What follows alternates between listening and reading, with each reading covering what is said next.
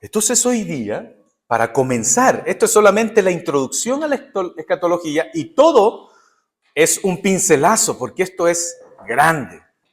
Muy bien, excelente.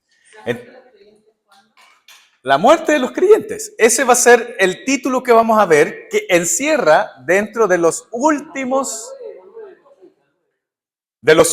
tiempos, tenemos que ver un tema muy especial, y es la muerte de los creyentes.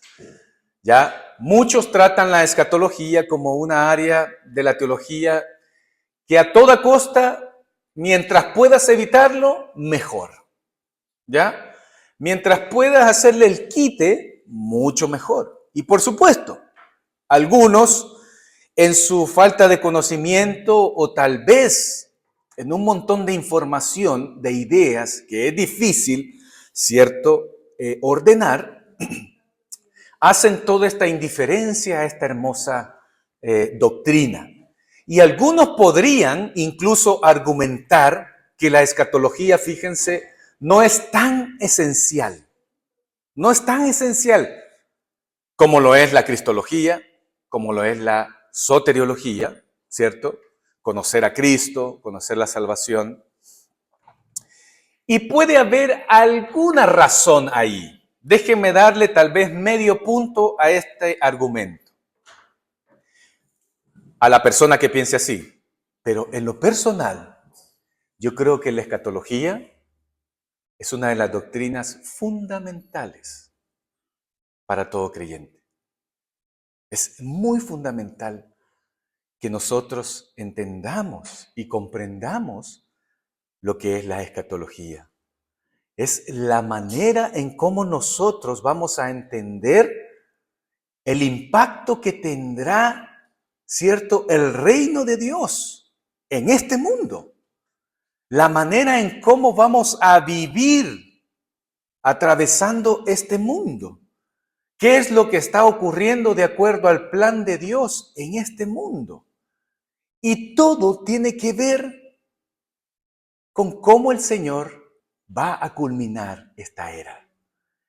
Entonces, ponerla en el plano de segundo o tercer plano, con mucho respeto a las personas que tienen ese argumento, está bien, no me voy a poner a discutir contigo, pero creo que debiese ser, en primer lugar, tener clara la escatología. ¿Cuál es tu esperanza en la venida del Señor? La escatología tiene que ver con llevar a la creación y a la humanidad a su destino original, aquel destino propuesto por parte de Dios. La escatología tiene que ver con la victoria de los propósitos de Dios, acá, en la tierra y hacia la eternidad. Ahora, ¿cómo se clasifica la escatología? Algunos, y la mayoría, lo clasifican en dos, ¿ya? Dos partes, escatología, dos puntos. Uno, escatología individual o particular y la escatología colectiva o general, ¿ya? Escatología individual y escatología general. Y este tema que vamos a tratar acá encierra el primer ítem. Es la escatología individual, la muerte de los creyentes. ¿Qué pasa con los hombres? Allí es donde encierra entonces. Hoy estamos viendo un poco acerca de la escatología individual, personal o particular. Entonces, para ello vamos a ir a nuestra primera pregunta. Ahí tienen la primera pregunta en sus cuadernitos, en sus libritos ya. Primera pregunta. ¿Deben morir todos los hombres? Sí, ¿cierto? Sí, excepto aquellos creyentes que estén vivos durante la venida de Cristo. Todos los hombres tienen que morir, todos, hombres buenos, malos, impíos, píos, ¿cierto? Todos tienen que morir, es parte de la naturaleza de Dios. ¿Qué hombre, dice el salmista, podrá vivir y no ver la muerte? Porque no hay personas inmortales con un cuerpo inmortal en este mundo. Salmo 89, 48.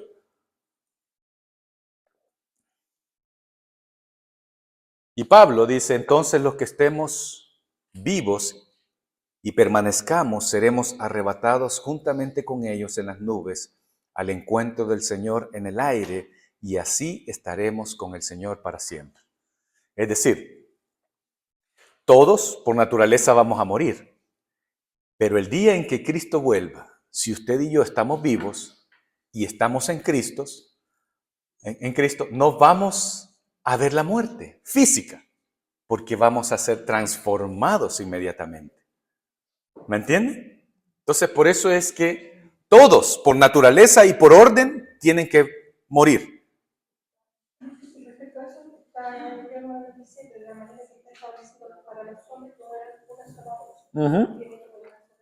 Ya vamos a llegar a eso. Muy bien, pero sí, es perfecto. Es una sola vez, ¿cierto? La muerte. Así que lo que primero debemos pensar aquí es que todos debemos enfrentar aquel día final de nuestras vidas. Debemos saber cómo enfrentar la muerte de nuestros seres queridos. Debemos estar conscientes y sabedores que la Biblia presenta la muerte como una separación. La muerte entró a causa del pecado. Y la muerte física es la separación del alma del cuerpo, y la muerte espiritual es la separación del alma con Dios. ¿Me entienden? Entonces, de una u otra manera, hay ahí alguna separación. Y eso tiene que ser restaurado, porque la muerte entró a causa de la desobediencia. Entonces, ahí tienen los dos versos para la pregunta número 1, Salmo 89, 48 y Primera de Tesalonicenses 4, 17. Y me encanta, yo quiero leerles las primeras líneas de lo que dice nuestro catecismo de Heidelberg. La pregunta número 1, ¿cierto? A veces, ¿cómo enfrentamos la muerte? ¿O cómo vamos a enfrentar la muerte? La primera pregunta dice, ¿cuál es tu único consuelo tanto en la vida como en la muerte? Que yo, dice el escritor, con cuerpo y alma, tanto en la vida como en la muerte, no me pertenezco a mí mismo, sino a mi fiel Salvador Jesucristo, que me libró del poder del diablo.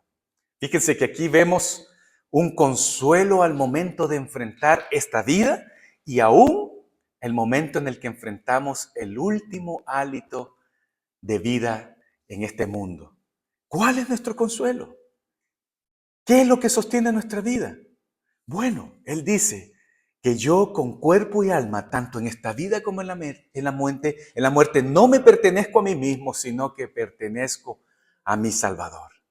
¿Se dan cuenta qué hermoso esto? Entonces, como creyentes debemos tener, ¿cierto?, una cosmovisión bíblica acerca de la muerte. Ya dijimos que todos los hombres tienen que morir por ley. Es una ley natural, a causa del pecado. ¿Ya? Y entonces viene la siguiente pregunta. ¿Qué pasa en la muerte de los no creyentes, de los impíos? ¿Qué pasa con la muerte de ellos? Ellos son separados de todas las cosas de esta vida, su cuerpo, ¿cierto? Se va y miren, y van al infierno eterno. Estas no son cosas que yo las he inventado, estas no son cosas que yo he inferido, no. Los estudios, la escritura habla acerca de esto. La confesión de fe de Westminster habla que las almas de los malvados son arrojadas al infierno, en donde permanecen atormentados y envueltas en densas tinieblas, en espera del juicio del gran día. Por favor, guarden esa frasecita, en espera del juicio del gran día. Es importante tener en mente eso, en espera del juicio del gran día. Ellos entonces van al infierno y Jesús mismo, para darnos a entender lo que ocurre cuando un hombre, cierto, creyente, se salva y otro se va al infierno. ¿Se recuerdan la parábola de Lázaro? ¿Cierto? Lucas capítulo 16, versos 22 y 23. Sucedió que murió el pobre y fue llevado por los ángeles al seno de Abraham. Y murió también el rico y fue sepultado. En el Hades, el rico alzó sus ojos, estando en tormentos, y vio a Abraham a lo lejos y a Lázaro en su seno. ¿Ya? Entonces, ahí hay lugares muy interesantes, ¿ya? Que vamos a irlos viendo, qué va a suceder con nosotros después de la muerte. Algunos, fíjense que tenemos la incertidumbre. ¿Qué va a pasar? Voy a ir a un lugar. ¿Qué va a pasar? Voy a estar consciente, será una alma en pena, esperando a que el Señor vuelva. Miren, la Biblia nos dice claramente hacia dónde van los impíos, hacia el infierno. Y entonces, ¿por qué los impíos si van al infierno? ¿Por qué entonces los creyentes también deben morir? Es una buena pregunta. ¿Por qué los creyentes también deben o tienen que morir? Esta respuesta me encantó, porque es el último vínculo que los conecta con las cosas pecaminosas y corruptibles. Y todo esto debe ser cortado. Es decir, miren el proceso que hay. Debe haber un proceso. O sea, nadie, salvo aquellos a los que Dios ha querido llevarlos, como Enoc, ¿cierto? Como Moisés, salvo ellos que han sido arrebatados a los cielos, ¿cierto? No han visto la muerte, pero fíjense, el común del ser humano es que el proceso debe terminar en la muerte. Todo vínculo con el pecado termina en nuestra muerte física. ¿Qué les parece esto? Miren, Pablo en 1 Corintios 15, 53 a 55, porque es necesario que esto corruptible se vista de incorrupción y esto mortal se vista de inmortalidad.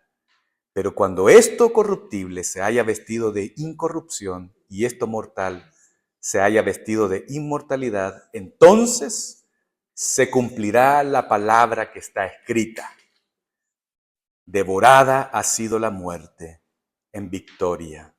¿Dónde está, oh muerte, tu victoria? ¿Dónde, oh sepulcro, tu aguijón? Cristo mismo tuvo que pasar este proceso, morir. Solamente, miren qué hermoso esto, Adán murió. Génesis capítulo 5, verso 5, por ahí dice que él murió en el momento en el que desobedeció, encontró la muerte espiritual, su separación. Su relación con Dios quedó truncada por el pecado, pero Génesis 5:5 dice que después él murió físicamente. Él vio la muerte, el primer Adán. Al contrario de Jesús, Jesús se entregó a la muerte, él entregó su espíritu, la muerte no lo alcanzó, él voluntariamente entregó. Aquel murió por el pecado, este murió por los pecados de los cuales él estaba redimiendo. Él eligió la muerte. La muerte no lo sorprendió a Jesús, porque él sabía de que ese era el proceso de la redención aún al cuerpo que nosotros llevamos día a día. ¿Se dan cuenta? Entonces, el orden correcto, el proceso es que la muerte es el último proceso donde nosotros quedamos desvinculados total de todo lo pecaminoso. Y esto corruptible entonces será transformado en incorruptible. Esto mortal será transformado en lo inmortal. Si nosotros estamos vivos en el momento de la venida del Señor, partiremos con Él. Por lo tanto, no tendremos el tiempo de morir. Vamos a llegar a esa pregunta. Hay una pregunta ahí. Bueno, Corintios lo dice. Así que sí. Muy bien. ¿Será así? Seremos glorificados sin morir. Así. El abrir y cerrar de ojos. ¡Pum! Ajá. Será hermoso. Pablo tenía esa esperanza. Si nosotros estamos todavía, dice Pablo. ¿Ya? Los que estén. Pero tal vez ya no lo vean. Es la misma esperanza que debe abrigar nosotros. Pregunta 4. ¿No podrían haber sido los creyentes, hacerla más corta, cierto, e ir inmediatamente a la gloria con sus cuerpos y alma? ¿No pudo haber sido así más rápido? Como nosotros, cierto, nos gustan las cosas más rápidas. ¿Por qué tanto, cierto? ¿Por qué tanta cosa? ¿Por qué no yo reconozco a Cristo como mi Señor y Salvador? Bueno, llego a mi tiempo de vejez, ya no puedo más, listo. Que el Señor me lleve, me desaparezca. Con cuerpo y alma, listo. ¿Sería? No. Esto debe esperar, acuérdense. Esperar hasta que Cristo venga nuevamente a levantar sus cuerpos y crear un nuevo cielo y una nueva tierra. La Biblia está llena de procesos, de espera, está llena de tiempos y tiempos. Por lo tanto, no estaría bien que nosotros desaparezcamos y digamos, bueno, como era creyente, el Señor se lo llevó. Y los impíos, ellos sí, su cuerpo va a quedar aquí. Imagínense qué raro sería. ¿Cómo se explica cuando Jesús está en la cruz, estaba el ladrón o el malo al lado y le dice, tú has creído en mí, estarás conmigo hoy?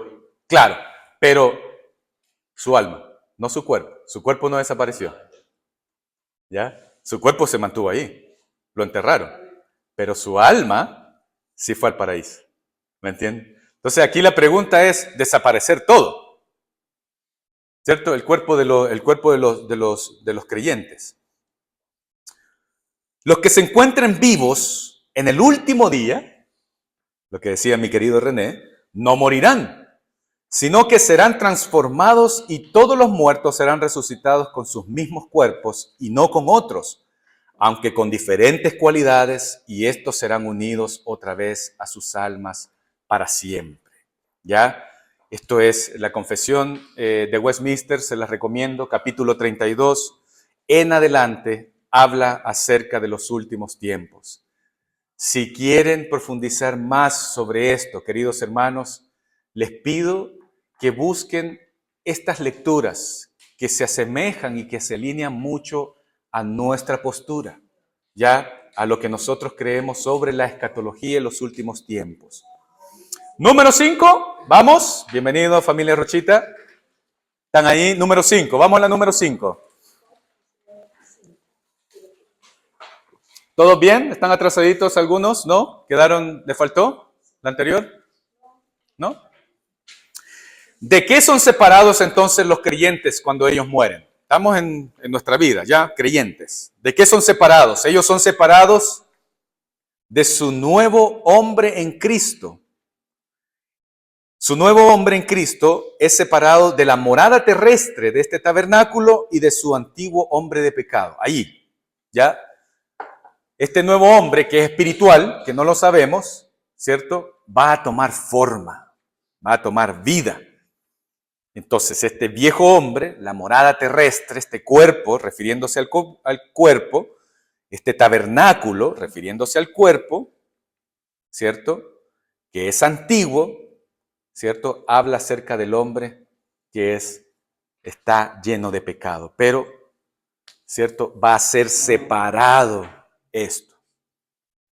Miren lo que dice 2 Corintios 5:1, porque sabemos que si la tienda terrenal, que es nuestra morada, es destruida, tenemos de Dios un edificio, una casa no hecha por manos, eterna en los cielos. Y aquí está hablando específicamente, es 2 Corintios 5:1.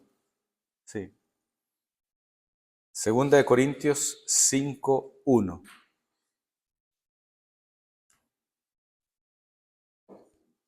Y aquí quizás una pregunta muy interesante. ¿Dónde van entonces los creyentes? Porque si dijimos que los impíos van al infierno, ¿cierto? Al Hades, lugar de tormento, ¿dónde van los creyentes? ¿Ah?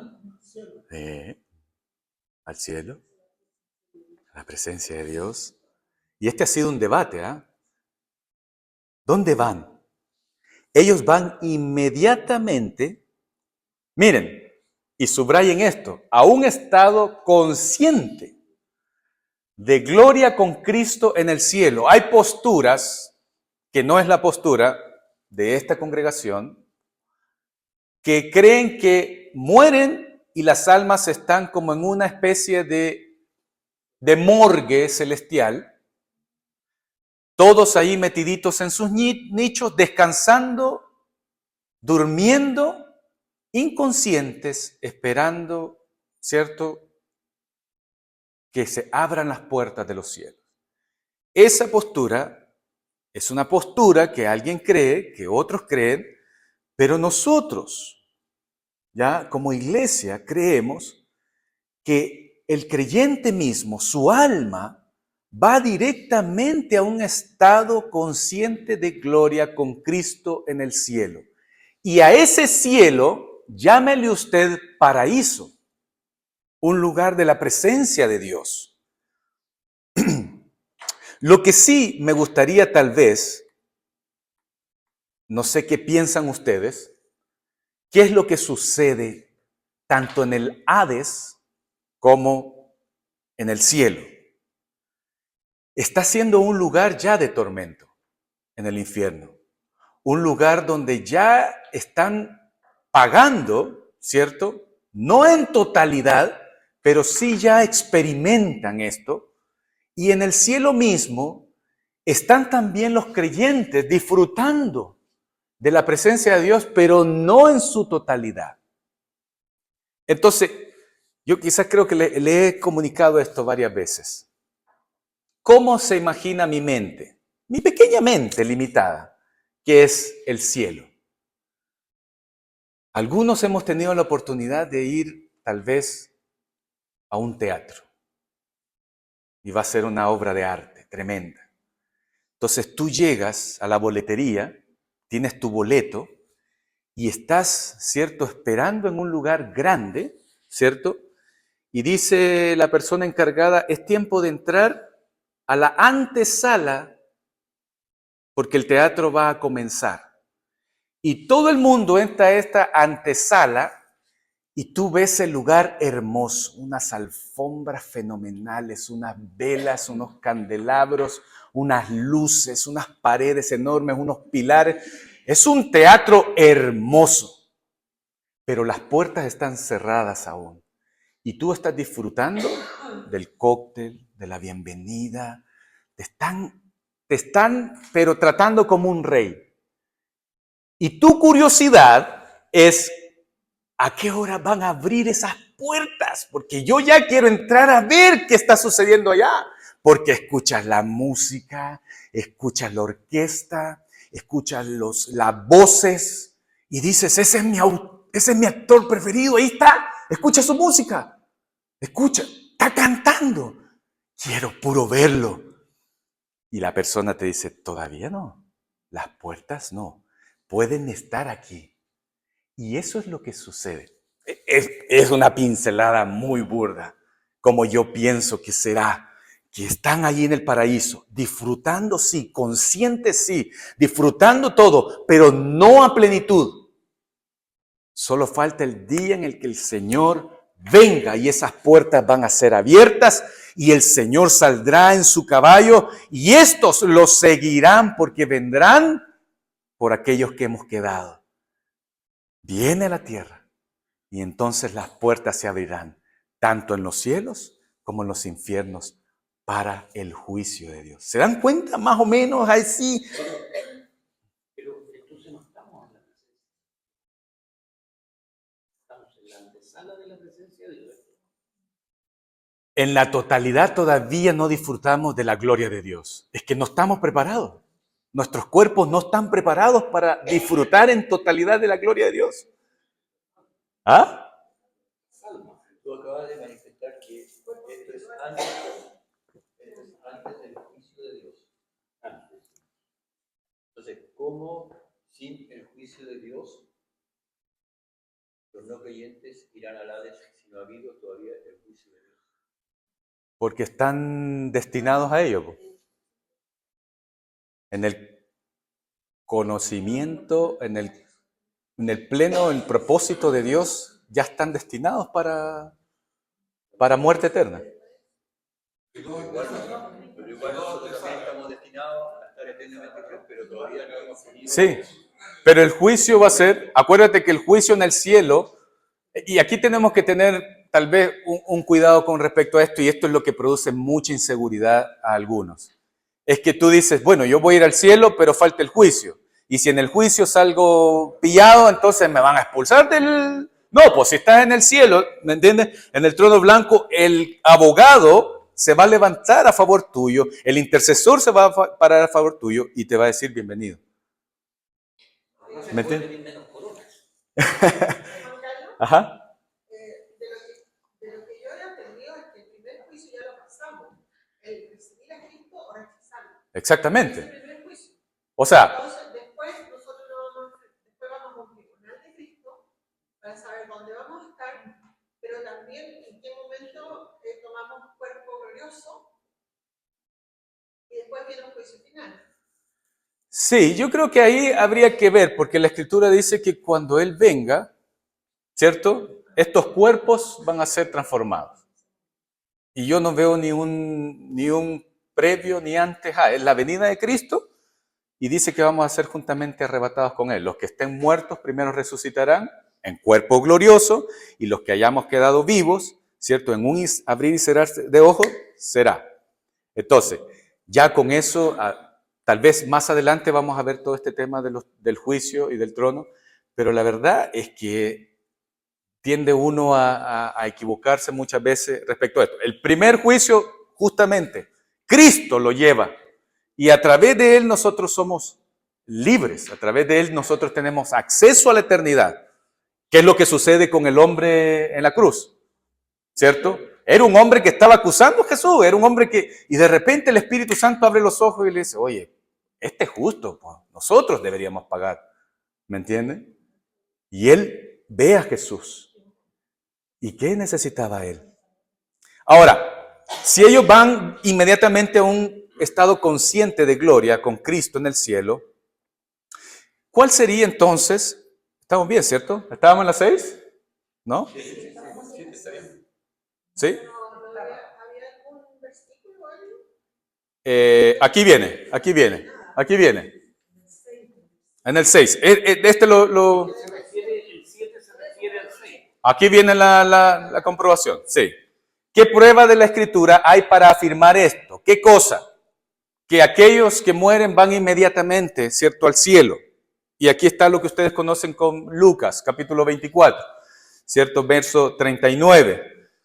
39 hasta el 43 está todo ahí, si ustedes quieren anotarlo, pero esto es como lo más medular. Jesús dijo al ladrón arrepentido en la cruz, de cierto te digo que hoy estarás conmigo en el paraíso, ¿ya? Y ahí hay varias formas de cómo interpretar esto, porque algunos lo hablan de manera muy literal, es decir, que este hombre iba a estar al lado con Cristo, ahí andando al lado de Cristo, y la Escritura no nos dice eso, él iba a estar en la presencia, ¿cierto? Disfrutando del gozo y la alegría y la paz que este lugar nos provee. ¿Me entiendes? Iba a escuchar la presencia de Dios, va a sentir la presencia de Dios. Pero esto es al instante. Hoy estarás conmigo instantáneamente, ¿cierto? No hay una especie como de purgatorio, no hay una especie como de, oye, vamos a esperar al juicio, ¿cierto? Para ver si es que saliste pillado o no, porque, oye, acuérdate que no hiciste 18 semanas de Leda, ¿ya? Acuérdate que todavía no sabemos si eres arminiano o calvinista, ¿Ya? Tenemos que ver realmente si... Así que Jesús quiere decir que hoy estarás conmigo. Porque este hombre entendió quién era Jesús, puso su esperanza en Jesús. Pero ¿tienes más pruebas de esto? ¿Hay más pruebas acerca de que, oye, vamos al cielo, vamos directamente? Sí, en la antigüedad, miren cómo los antiguos salmistas tenían esta esperanza. Asaf esperaba ir a la gloria después de la muerte.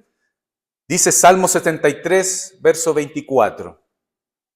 Asaf esperaba ir a la gloria después de la muerte. Salmo 73, verso 24 al 26.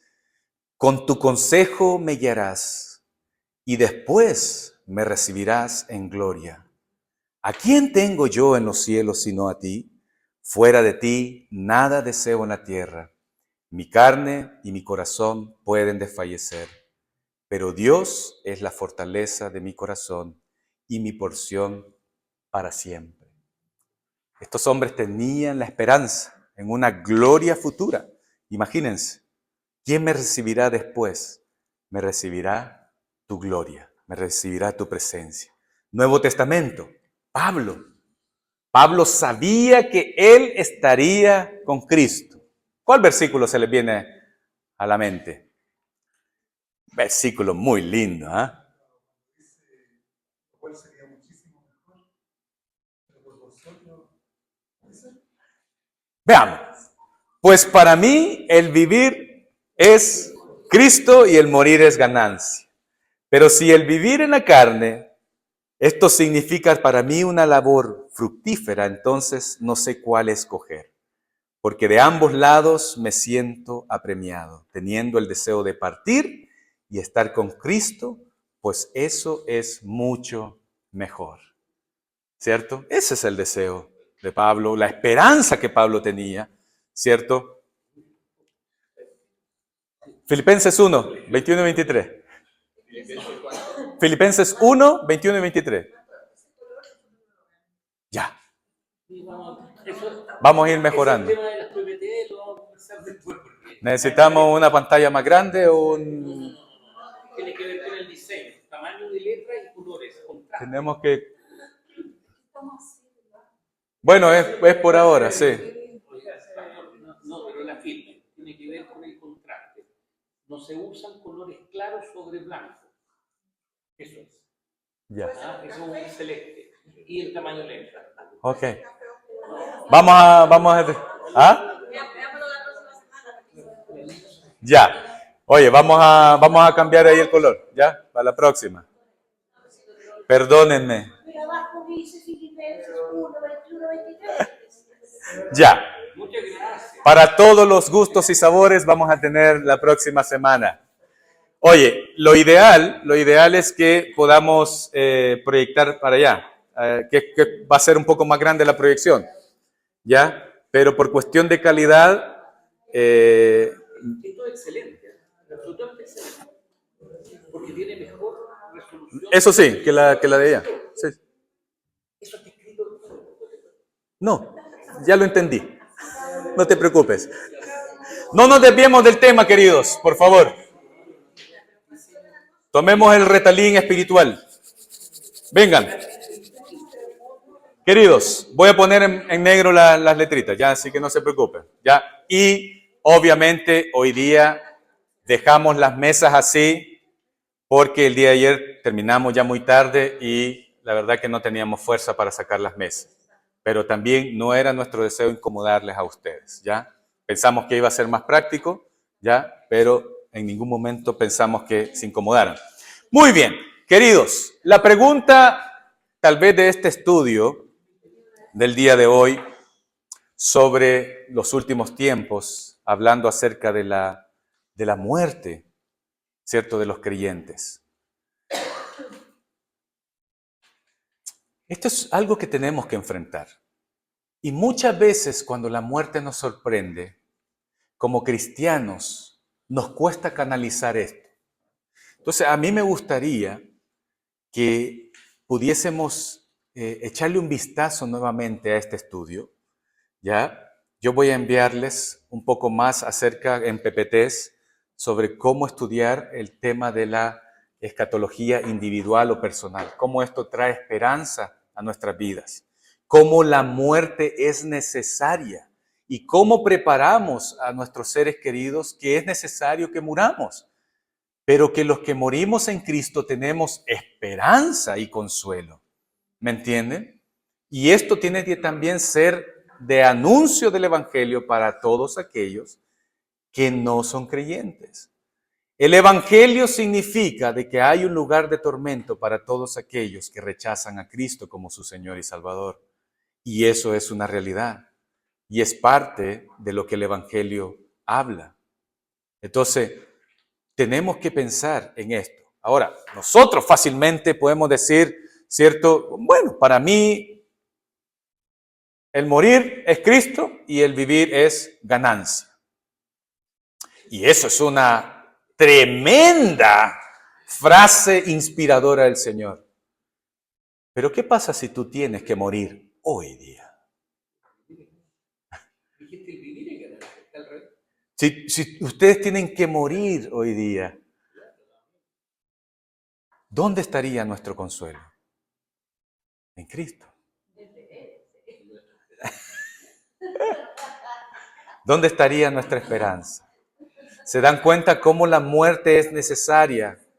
La muerte es el último proceso en el cual Dios está cortando todo vínculo con esta naturaleza pecaminosa para que nuestros cuerpos sean transformados a ese cuerpo glorioso que es en Cristo Jesús. Por lo tanto, necesitamos morir. Es más, como Pablo dice, deseo morir para que esto sea transformado ya. Ese debe ser nuestro anhelo. Jorge. Ya, esto, solo pedir un favor, usted nos va a mandar algunas cosas sobre este tema. ¿Podrías ver algo sobre Corintios 3, 1 Corintios 3, 13, etcétera, donde habla de que si llegamos y nuestras obras son pasadas por fuego? Eso lo vamos a ver en el juicio final, ¿no? La siguiente clase. Claro, porque me tropiezo en la conversación también con católicos. Ah, Ese claro. párrafo. Sí, y si no, el capítulo 33 sobre el juicio final de la Confesión de Fe de Westminster es perfecto. Pero se hace cargo de ese texto. Se hace, lo menciona. Sí, Ya, en el juicio final. eso Sí, lo que pasa es que la escatología se divide en varias cosas. Esta es la personal, ¿cierto? Después vienen los juicios y luego vienen las posturas sobre el milenio, la venida de Cristo, ¿cierto? Que ahí vamos a estar tratando de conversar todos esos temas, ¿ya? Que son extensos, ¿ya? Que no dura mucho tiempo, 30, 40 minutos para poder desarrollar. Así que, queridos, esto es solamente pincelada para dejarles sobre esto. Es necesaria la muerte de los creyentes. Es necesaria porque ha sido parte del plan de Dios, ¿ya? La muerte, ¿cierto?, es un producto de la caída y nosotros tenemos que vivir esa consecuencia. Solamente que ahora con esperanza, porque sus corazones le pertenecen al Señor, sus almas le pertenecen al Señor, sus cuerpos son del Señor. Juanito. Los no creyentes van a ser juzgados. Van a ser juzgados, sí, en el juicio, cuando seremos levantados. Sí, sí. Ahí. Una pregunta que a lo mejor no es muy escatológica. Cuando uno está en una fiesta de agua, la familia le dice, ¿qué quieres tú al momento de morir? Y surgen dos grandes alternativas, el entierro y la cremación. ¿Bíblicamente hay alguna postura particular con respecto a estas alternativas? Sí, sí. Yo he escuchado acerca de la cremación y hay eventos que suceden en la cremación. Hay partes en la Escritura que habla que fueron cremados. En el sentido que si la cremación es algo bíblico o no, es algo permitido desde el punto de vista que seremos nuevos cuerpos, porque al cremar dejamos de ser cuerpos. Sí, Al estar enterrado también dejamos de ser dejamos de cuerpo, ser cuerpo. Claro. pero no de la misma forma, digamos. Sí, yo creo No sé si bíblicamente hay algún alcance, pero eso es la pregunta. que lo prohíba, no. No veo una prohibición de quemar cuerpo, ¿no? Al menos yo no la encuentro. Si alguien la tiene de cremar, pero los cuerpos en sí, lo que pasa es que ¿cuál es nuestra idea? ¿Cierto? Una ceniza, ¿cierto? ¿Cómo va a resucitar nuevamente? Bueno, pero es que, ¿cómo van a resucitar también las otras cosas? Entonces, claro, en el poder de Dios, en su omnisciencia, Él sabe que el cuerpo está ahí, Él sabe que la ceniza está ahí. Oye, el cuerpo va a resucitar. ¿Me entiendes? Y los que se fueron arrojados en el mar, esas cenizas que fueron arrojadas en el mar, ¿qué va a pasar con esa? ¿Cierto? O los que echaron en los volcanes. O los que echaron en los volcanes. ¿Me entiendes? Entonces son preguntas que son lógicas y es bueno hacerlas, pero recuérdense, al sonar de las trompetas, todos. Y este cuerpo, aún si fue echado en la ceniza en la lava ardiente, oye, ese cuerpo glorificado va a levantarse, va a caminar sobre el fuego. ¿Ah? Sí. Entonces, yo creo que hay todo un misterio ahí. Hay todo un misterio. No sé cómo va a ser. Vuelves a la tierra, te entierras, no hay ningún problema. Te incineran, vuelves a la tierra, eres polvo. Listo.